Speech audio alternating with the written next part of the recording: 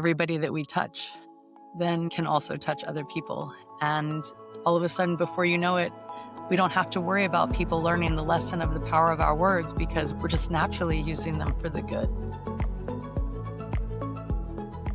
Hey everyone, welcome back. It's Ashley, and I'm excited to be back for 2026. This is the first episode of the year, and I'm joined by a very special guest for a conversation that I know will inspire and encourage us.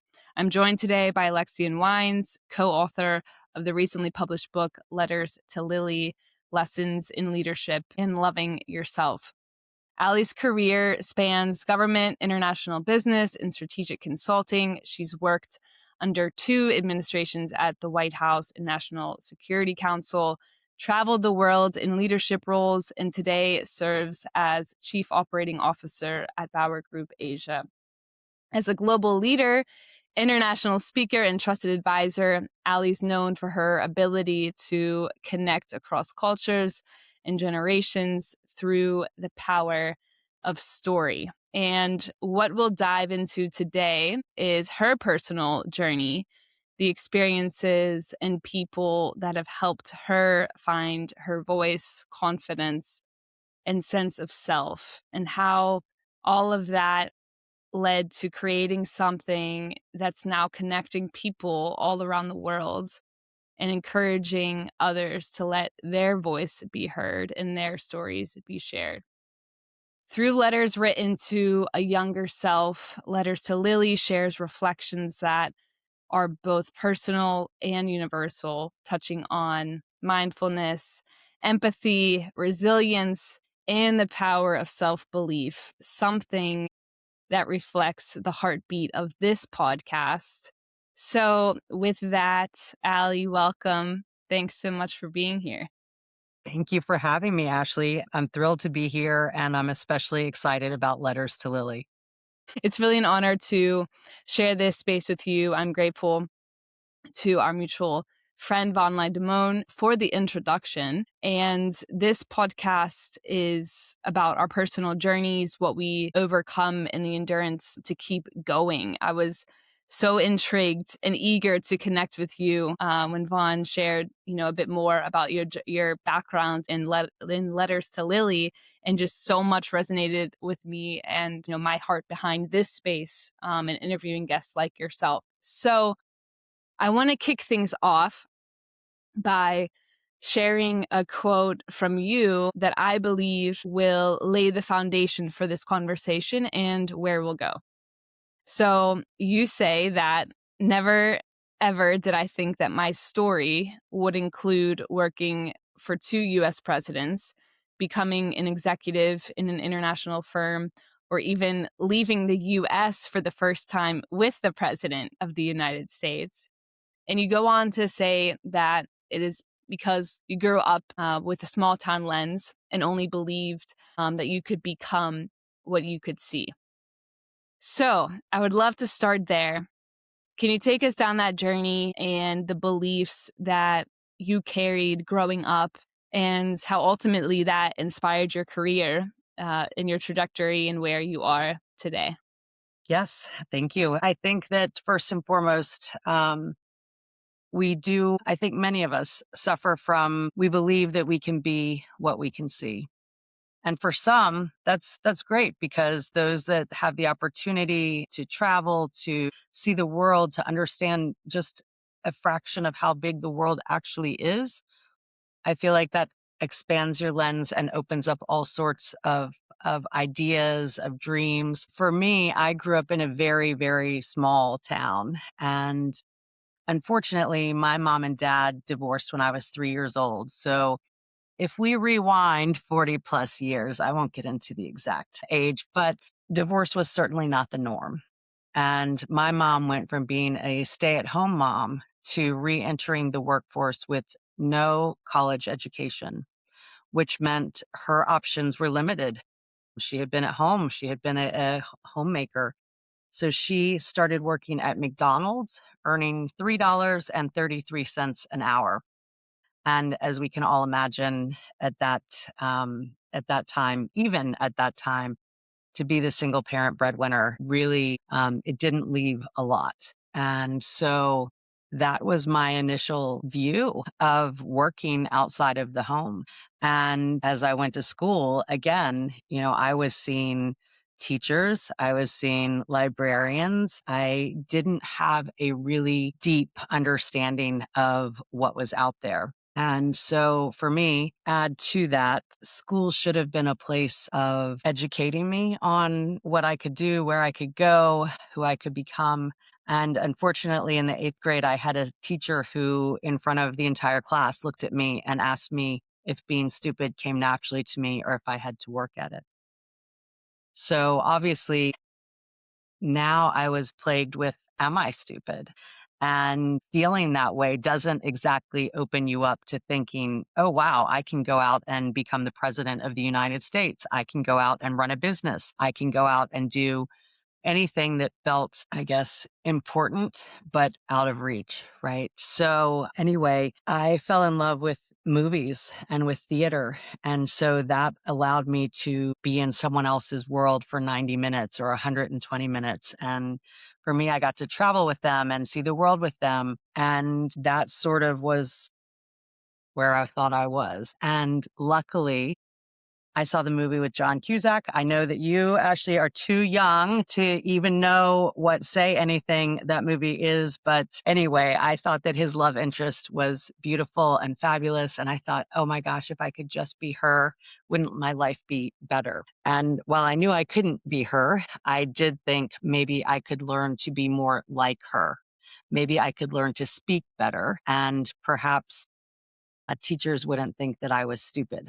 So I signed up for speech and debate, and I decided that I would learn to speak better. Went to the class, and the teacher passed out the syllabus. It said, you will deliver your first speech in 3 days. I looked around the room and I saw seniors, juniors, and sophomores, and I thought, no way am I going to be speaking in front of these people. So I took my happy self to the guidance counselor, told him I couldn't do it, and he gave me a withdrawal slip to take typing. That's a conversation for another day because I've got very, very strong feelings on that right now. Primarily that I guess he figured if I couldn't speak, I could always type. Anyway, I went back to the teacher, and her name was Mrs. Grove, and I gave her the withdrawal slip, and she said, "What is this?" And I said, "It's my withdrawal slip." And she said, "I can see that, but why?" And I said, "Well, I'm going to take typing." And she said, "I can read that, but why?" And I said, "I cannot speak in front of these people." And she said to me, "These people are your peers." And with tears running down my face, I told her that I couldn't do it. And she looked at me probably for 10 seconds that felt like 10 minutes. And as I continued to cry in front of her, she pushed that sheet of paper back across the table to me. And she said, "And I won't do it. I will not sign this because I believe that you can do it." And in that moment, she changed my life. She literally believed in me. And I don't believe she gave me my voice, but she definitely helped me find it.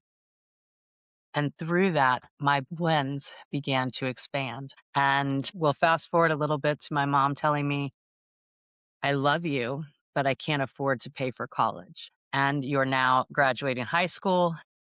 If you want to continue to live with me, you're going to have to pay rent." So, as you can imagine, being a senior and being told you can't go to school, I don't have the money. And then on top of it, you're going to have to pay rent. I didn't have a lot of choice. So I did what I think anybody would do. And I started looking for jobs with a high school diploma. And what did that mean? I was working full time at a daycare center. And that did not allow my lens to continue to expand. Instead, it was a real awakening for what working 40 hours a week means at minimum wage. Um, yes, it's more today than it was then, but inflation is also a factor today, right? So I get excited when I see, oh, look at minimum wage. And then I'm like, wait, no, I'm not excited about that because I remember what the equivalent of that actually was. Right. So anyway, in that space, again, I didn't see a lot of opportunity. I literally was thinking, what am I qualified for? And of course, most everything said you need a college degree of some sort. So from that, I went to work for a home builder full time. And then I understood what economic downturn meant when I learned the finance term LIFO, last in, first out. And at 20 years old, I was let go and I had no education to fall back on. So at that point, I realized I still have to pay for a roof over my head. I still have a car payment. I still have bills I have to pay. And I did not want to stay at minimum wage. So thankfully, I went to Northern Virginia Community College, NOVA, and I asked a counselor, can I come to school? And what would it take? And he said, can you? Of course you can. What do you want to be? And those words sound so simple, right? What do you want to be? But for me, I was still sort of trapped by that eighth grade teacher who said, does being stupid come naturally to you or do you have to work at it? I didn't even think about what I could be because I was too worried about what could I actually do. And so I said, no, what can I do? And he kept saying, no, what do you want to do? Mm. And I had never even explored that. And so we decided that I would take just basically I think it's called general studies, and just explore the things that you have to take at community college anyway. And I had a government teacher who actually she was a history teacher, but the way that she taught the class, it was like I was in the theater every day. I mean, we know, right? When we go to the history classes, like they're normally not that exciting, right? It's like, okay, well, what do I need to learn? What do I need to know? And then that famous quote of like, those who do not know history are doomed to repeat it, right? So for me, I just was like, wow, this is pretty cool. Like, not only am I learning, but I feel like I'm in the theater. And so I decided that I wanted to teach because I thought, and I loved government. So I thought I want to teach government. And again, it was what I saw, right? Mm. I was seeing it and I thought I could do this. I can teach people in the same way. So anyway, I transferred to the University of Virginia where I was literally studying American politics. And one of their requirements in the program was that you do an internship in your major. So I went back to my dorm and in Dillard Hall and I typed in government internships and imagine what came up. Any guess? Uh, I don't know. The White House. I was gonna say that, but I was like, is that Yes, it was that. Yes, it was that. And I thought, wow, the White House. And keep in mind, like where I lived, where I grew up was roughly an hour to Washington, D.C. But Washington, D.C. was like a foreign country to me, right? We never went. I mm, didn't, like I knew it was there and I knew who got to live there, but it wasn't me. And so I thought, you know what? What's the worst thing that can happen? They'll tell me no, and I'll go get an internship somewhere else and I will continue on and I will become a government teacher. Well, shockingly and excitedly, I got the letter that said, congratulations, you've been selected to participate in the White House intern program. And when I got there, something even more magical happened when I was one of five that were chosen to actually interview for positions. And I thought they made a mistake. Honestly, I was like, I don't know what's happening here, but I'm still like an undergrad, and I'm just trying to be a teacher. Not to say that that's just, but for sure. it felt like a different world that I was sitting in. And I ended up interviewing with Nancy Hernreich, who was President Clinton's director of Oval Office operations, and Betty Curry, who was President Clinton's personal secretary and literally just steps outside of his door. And anyway, all that to say, can I tell the story of interviewing with Betty? Is that okay? You can tell the Okay. story. Any story, Allie. I'm Okay. here Okay. for Okay. it. I'm here for it. I think it's so important. when they say, I've heard people say before, oh, I forgot my name. I was kind of like, who forgets their name, right? But when I was told that I would interview with Betty Curry, I forgot my name. Like, I was like, oh my gosh, like everybody knew who Betty Curry was. And I was just like, wow. And I was sitting across the table from her and she literally said, what's your name and where are you from? And I thought, what's my name and where am I from? What's my name? Where am I from? And so I said, my name is Alexian Wines, but friends call me Allie. And I was born in a certain place and I grew up in Warrenton, Virginia. And she sat back in her chair and she said, that certain place, that's the first place that I ever experienced racism. Mm.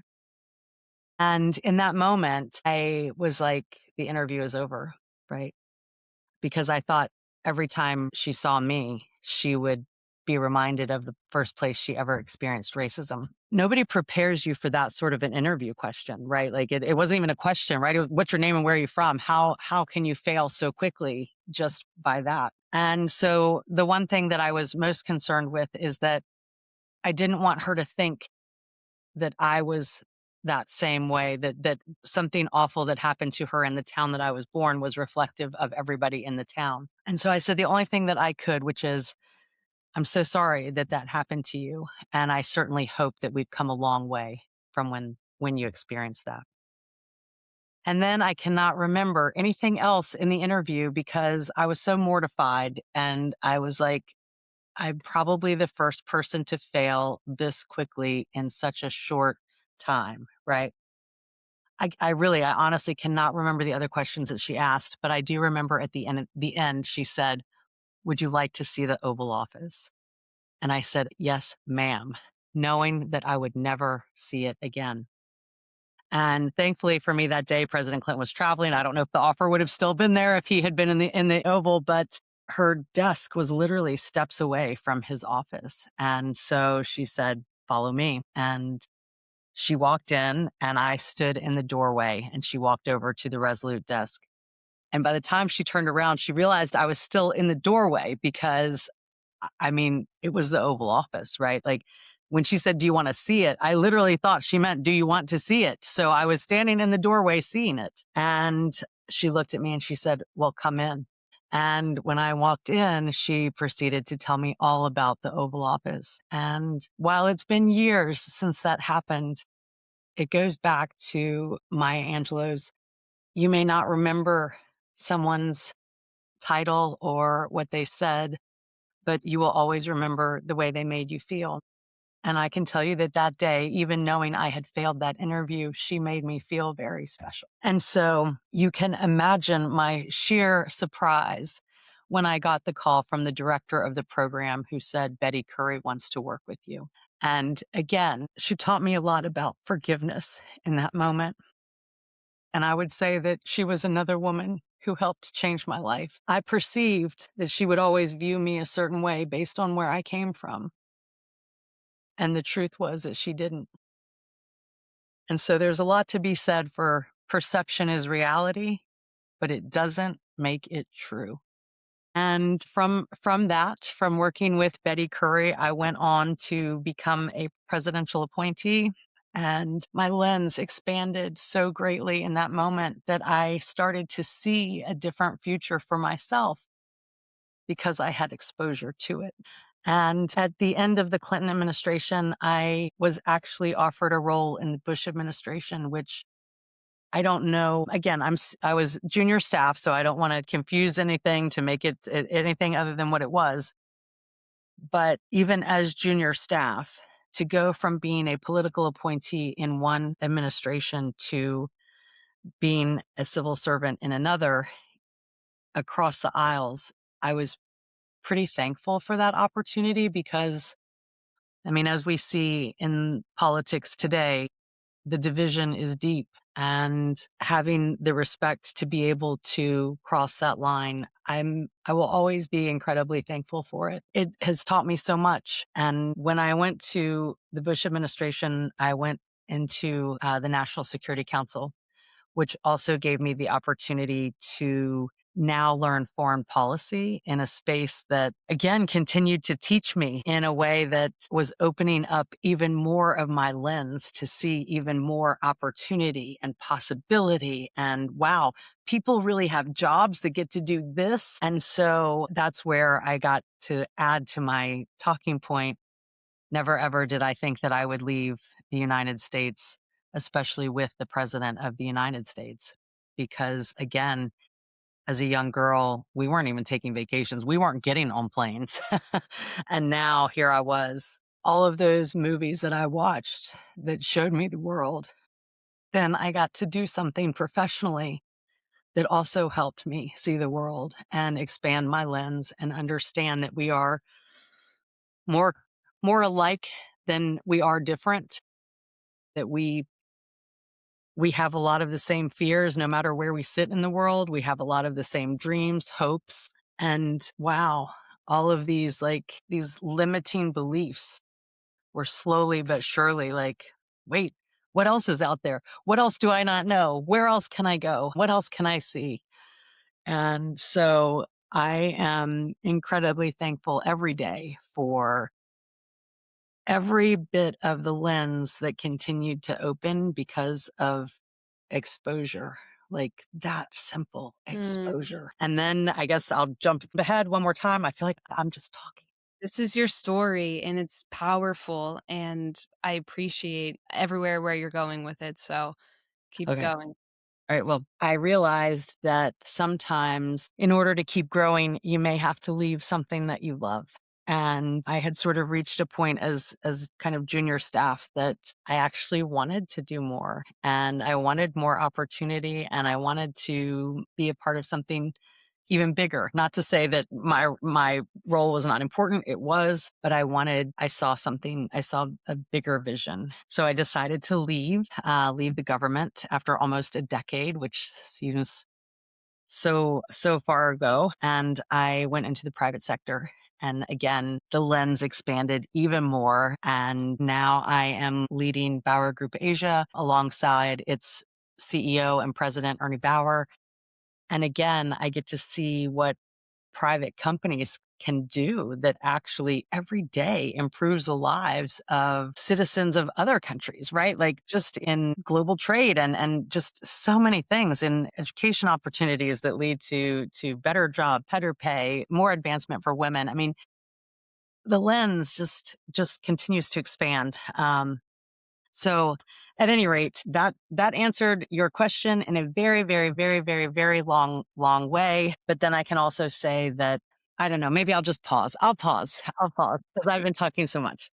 Thank you for everything you just shared, and you truly have such a powerful story, and it's so encouraging, I think, for so many people because I think about how often, those words of never did I think that I would do X, Y, and Z. And that's so much. I think that you see that woven throughout letters to Lilly as well, too, about people's journeys and how they got to where they're at now. And I think it goes for each and every one of us in ways that we don't imagine certain things going. And then how expansive our lives can be and the possibilities that exist when we break down those boxes and when we come into that self belief. I wanted to go back to Mrs. G in the class, those words that she spoke to you about believing in you and what you said, how she may not have given you your voice, but she helped you to find it.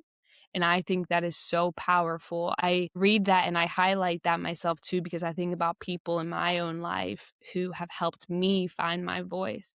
And you think about the power of our words and how that also has showed up in other parts, even as you were, interviewing with this position and in the Maya Angelou quote that you shared. It's one of my favorites. It's so true. And when we reflect back on our journeys, you see that how those words can make all the difference. So I would love to just go there a bit and just hear a bit more from you on the power of our words and how that really can just influence our Yep. experience, our life in unimaginable ways. Well, then I'm gonna maybe take you a little deeper and say that I owe Mrs. G so much more than just teaching me about the power of our words. First, I think back then in the 10th grade, she sort of gave me permission to believe in myself after the 8th grade teacher did the damage that she did. It's interesting to me how just telling someone, I believe that you can do it, can shift whatever negative someone has had in their head or been told by someone else that they can't. And so I think that that's really important. I also think it's really important that we remember that every day we literally have the power in just our words to change someone's entire life. And she did that for me. She changed my entire life. And I'm going to fast forward because when I got to the White House, she reached out to me and she said, "Would you please come and speak to my students?" And I said, "Of course I will. What do you want me to talk about?" And she said, "I want you to come and tell your story." And I said, "No, no. What do you want me to come and talk about?" Because when I heard the words "my story," I thought about the movies that I had watched and, these amazing, adventures that I didn't have. So what could I possibly tell her students about my story other than when I got to the White House? That was story worthy. And so we went back and forth and I just kept saying, what do you want me to, but what about the White House? Is it foreign travel? Is it, what it takes to put on X or Y? And finally she wrote back and she said, "Allie, just come." Well, I am going to just be honest with you, Ashley, like anybody to say that to me, I mean, even in this forum that we're in right now, I have great stress over what is happening because I don't know exactly what the questions are going to be. I don't know exactly what we're going to talk about. And like, I felt like a child walking into the first day of school when I went back to that class without knowing anything that we were going to be talking about. And the interesting thing was that I was there in front of all of those students and she read my bio. And I thought, all right, that doesn't sound so bad, right? That's okay. And then I looked around the room and something even greater happened. Nobody cared. There were literally like students with their heads down and some doodling in their notebooks and other people like talking with their neighbor. And I was just like, oh, okay, I got this. This is great. No problem. Good. And she started asking me questions like, do you remember when you were here and you were in this school or when you sat in that desk or when you worked at the local Hallmark? Yes, yes, yes. I could answer that. And again, looking around the room, nobody cared. And it was brilliant. So as you can imagine, I may be the first person ever to say that they were a speaker and they were happy because nobody cared. Nobody was paying attention. But for me, I was very happy. And then that same teacher, Mrs. G, she said, "Would you mind talking to the students about what it was like to navigate high school while dealing with domestic violence at home?" And then it was full stop. As you can see, I'm very pale skinned. So I was shocked by the question. And then I was angered by the question. And I could literally feel the red coming up my neck, my face. I could feel how hot and angry, embarrassed, all of the words. I thought, how dare you? How dare you do this? And then something very interesting happened. All of the eyes in the room were on me. And it took me a minute, but I realized that those students didn't care that I grew up in their town or that I went to the same school or that I had the same teacher. And they certainly didn't relate to me because my bio said that I worked at the White House. I realized in that moment that I became relatable to them because they too knew pain and maybe even shame. And interestingly, that same teacher who helped me find my voice all those years ago, in that moment, she set me free. Because not only did she teach those students in that moment that they too could go through things and come out on the other side, but she also taught me that I wasn't alone. And when I realized that I wasn't alone anymore, that other people knew shame, that other people knew pain, that other people clearly had things happening that they weren't talking about. It set me free. And I guess it gave me permission again to expand my lens and to consider how I could have a greater impact. She taught me how to tell my story. So for years until she retired, I returned to the school every year and I shared my story with her students. And one of them, a young man, came up to me after and he said, I just want to thank you for making me believe that I can be something I never thought I could. And I remember being blown away by that because for the 60 minutes or 90 minutes that I just shared my story, someone, anyone, hopefully more than one, all of a sudden believed that they could be something they never thought they could. And so going back to the power of our words, I believe that we all have an incredibly huge responsibility every day to use our words wisely because you may just change someone's entire life.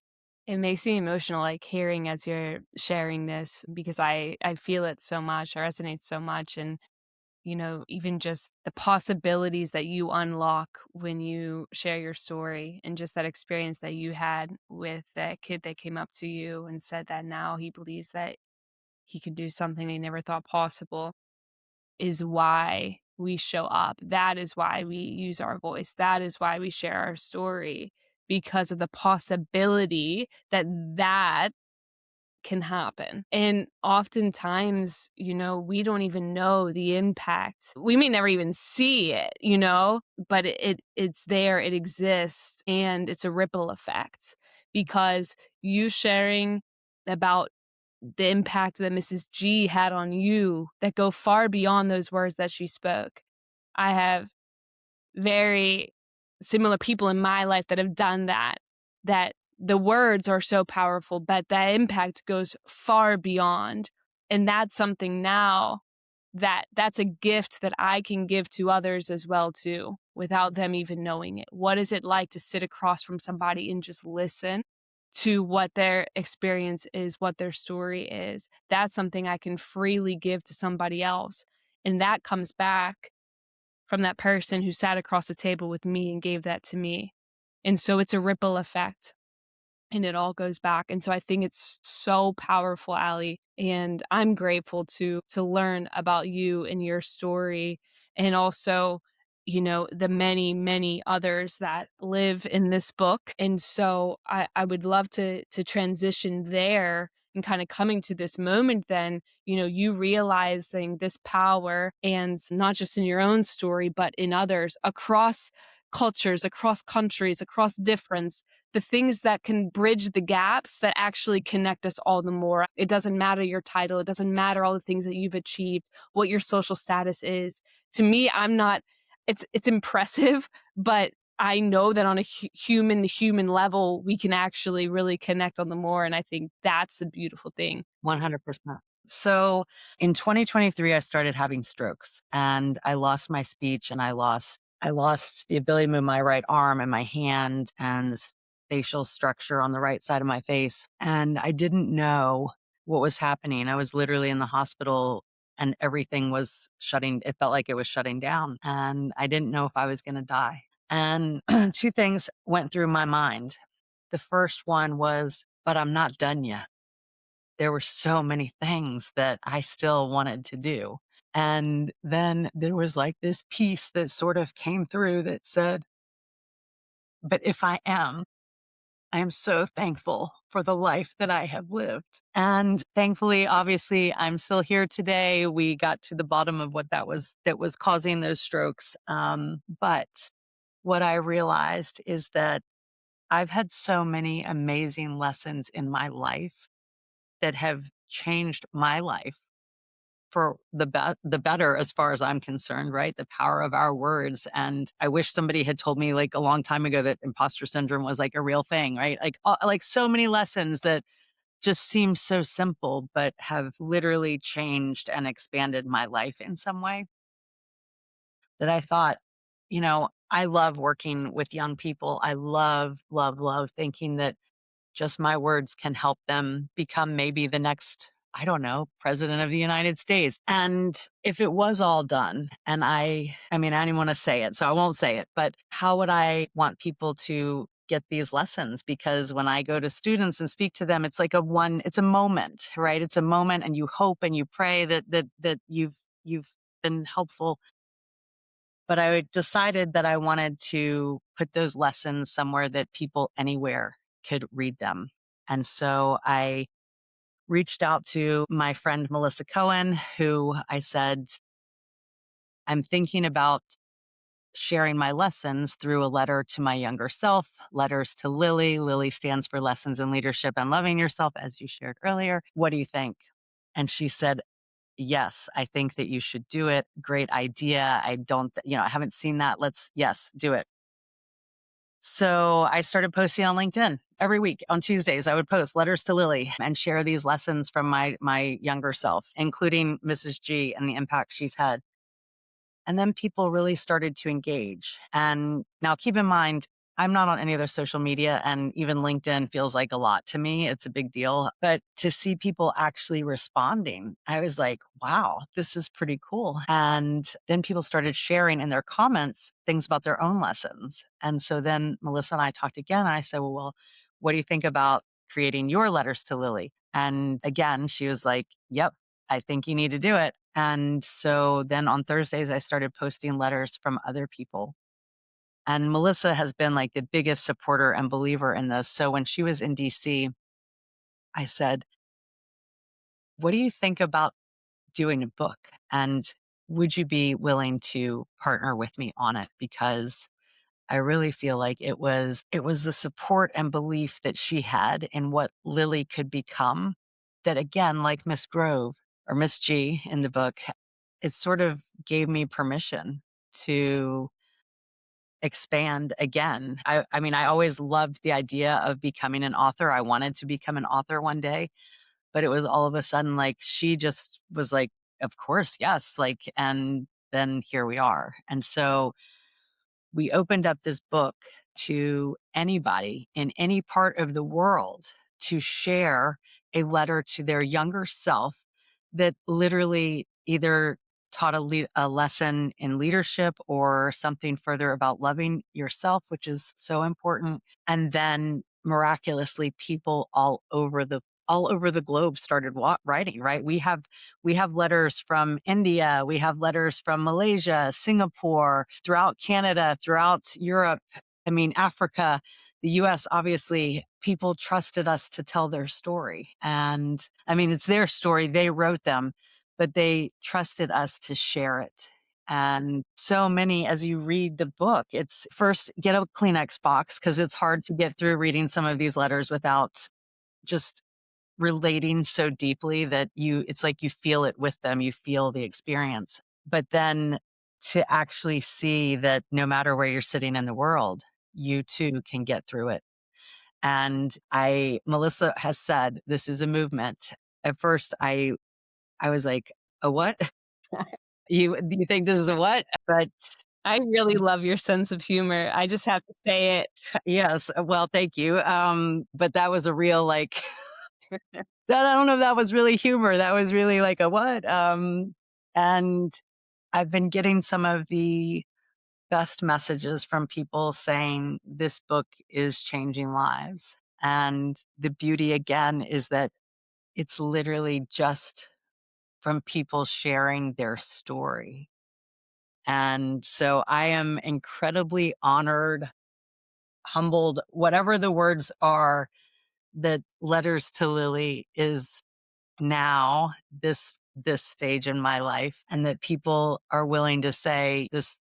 I went through this. And the beauty of the book is, I mean, so much beauty in the book, but I love that people said, not only am I willing to write, but I'm going to share my contact information as far as Yes. my LinkedIn address. I mean, not everybody, but we offered it to everyone. And the majority of the people in the book said yes. I was going to say, I, of course, noticed that and saw that. And I love that that's included as well, because I think that, just as you kind of touched on too, as a reader, you can see parts of yourself in so many different stories across differences, right, across different countries. I can relate to that one thing.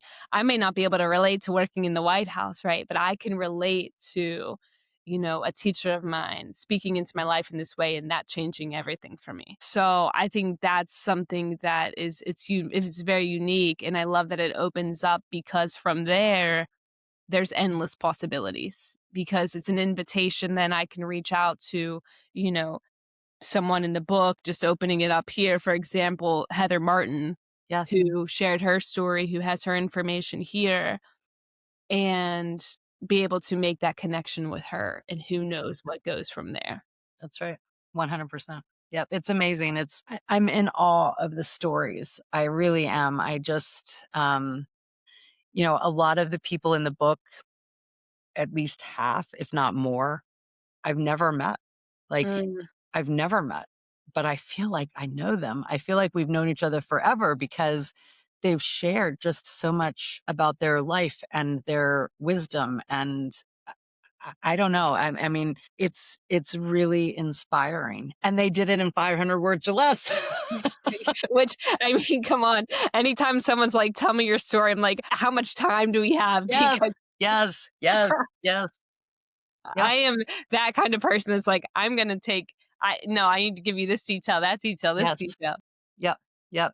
It's, I don't know, it's really, as you can see, I'm at a loss for words, which up until now has not been a problem, but I just am in awe of every single person in this book that said, "Yes, I believe in it." And interestingly enough, we started to put this book together at the end of September. We literally put out the "Would you write to Lilly" then, and people wanted to. I mean, you have to have the letters in order to put them in a book, and we have roughly 100 letters that we started at the end of September and published on December the 9th. Like, it's crazy. Like, Yeah, I just wanna go there too because from what I understand, you and Melissa only connected a bit over a year ago, yes, not and even. what you 2 have been able to Yeah, do in such a short time, to get this out there, especially around the holidays too before, which I think is brilliant, in such a time of reflection then going into New Year. So, I think that's something to definitely make a point of. This has not been, yeah, years in the making. right. I mean, in That's in right. many ways, our stories are, but Our in this lifetime in case the our making. life. Yes, Yeah, yeah. yes. Yeah, that's right. Melissa and I have not, I think March will be a year of knowing each other. And interestingly enough, we met at a women's retreat. Thankfully, I didn't know who she was at the time. I was sitting next to her because I probably would have been so intimidated. But then we were sitting there and just chatting, like you hope that you can in a group of women. And then I had reached out to her, and I mean, I think we would have been friends no matter what, but it became a plus plus at just Mhm. how easy it was, almost like it was meant to be. I will laugh. I will, she will laugh. I wasn't laughing, but when you said, yes, getting it out for the holidays, that's exactly what she said. She said, I think we can get this out by the holidays. And I thought, you've lost your mind. Like, no, we cannot. And she said, no, I really think we can. And so I probably would have said, sure, let's just move into January. It'll give us time, and take our time. Because, of course, whoever said it was the most wonderful time of the year was already lying, because it's nothing but stress from, like, November through January. But she was right. And I'm really, really, really happy that we pushed and that we got it out. I can't wait to see where Letters to Lily goes, because in the space of 2023 and thinking, I really want to be able to, whenever the time comes, which I hope is far, far, far from now, but I want to know that I created something that hopefully can continue to have an impact far after. And I think that, like you said earlier, like, everybody that we touch then can also touch other people. And all of a sudden, before you know it, we don't have to worry about people learning the lesson of the power of our words, because we're just naturally using them for the good. And I think that there are roughly 100 people in here who are already putting that in motion, and I will forever be thankful. So good, Allie. Thank you so much, for being here, for sharing this. Letters to Lily is a gift, and It's the power of our stories. I mean, that's it. And it's something that I think is there's endless, like when I go through the pages and I read these, and I just love how there's just so much substance in each and every one, and yet it's still such an in a condensed way, 500 Right. words. It's like, yep, there's so much to take away. And I think what that does for us and how it expands our own minds and our own perspectives and opens us up, just kind of going back to some of the parts in the conversation, right? That exposure, the exposure to somebody else's story could actually be enough for you to expand your minds in a new way. You don't need necessarily to travel, across the world in that sense to Right. be able to open yourself up to new Right. possibilities. Right. Right. So, Well said. Thank you.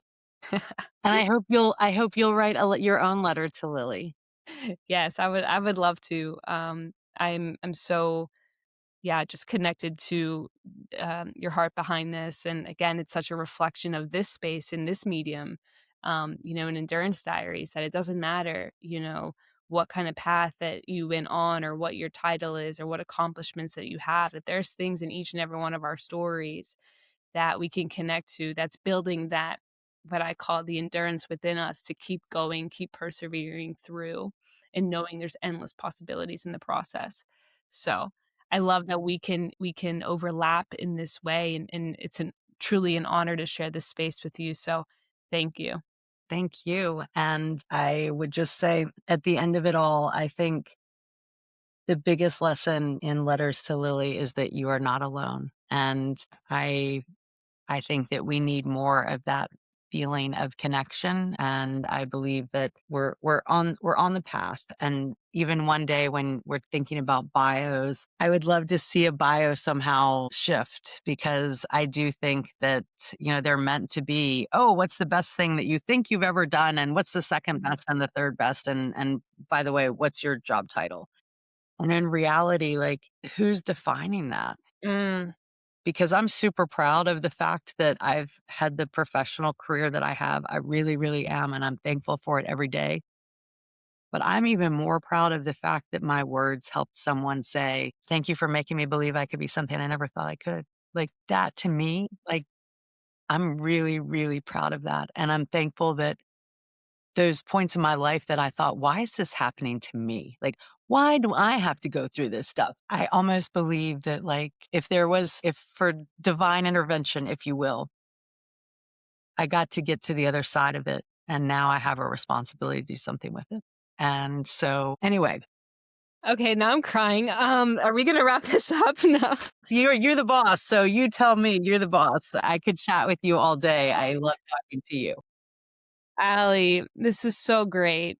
Thank you so much. I'm truly grateful for your voice and for you sharing and even stepping into this space in podcasting. You're a rock star, and I look forward to what's ahead and all of the possibilities with Letters to Lily and beyond. Thank you. Thank you for having me. Thanks, Allie.